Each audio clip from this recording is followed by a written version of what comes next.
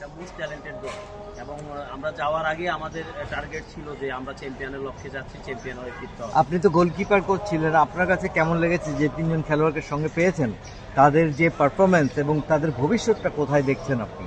দেখুন, যারা আমাদের ভাইরা এসেছে আমাদের জাতীয় দলের পক্ষে খেলছে তারা আমাদের বাংলাদেশি ভাই।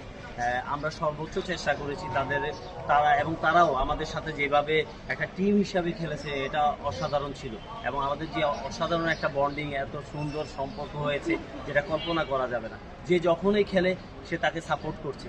দেখুন, একটা টিম জয়ী হওয়ার জন্য টিম বন্ডিংটা খুব ইম্পর্ট্যান্ট। সেটা টোটাল ফুটবল টিমের যে কোচিং স্টাফ, খেলোয়াড়, ইভেন ফেডারেশন, সব কিছু আমরা একটা টিম হিসাবে গিয়েছি বলেই আজকে এই সাফল্য।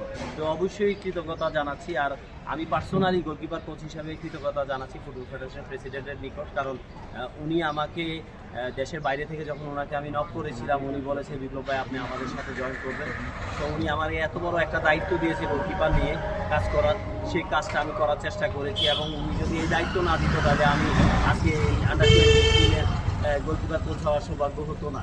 তো এই জন্য আমি কৃতজ্ঞতা প্রকাশ করছি। আমাকে দায়িত্ব দিয়েছে, আমি চেষ্টা করছি বাংলাদেশের ফুটবল গোলকিপারদের, ফিউচার গোলকিপারদেরকে যেন ভালো একটা লেভেলে যেতে পারি, আমাদের যে গোলকিপিং সমস্যা সেটা থেকে দূর করতে পারি এবং ফিউচার ভালো ভালো গোলকিপার তৈরি করে দেশকে উপহার দিতে পারি।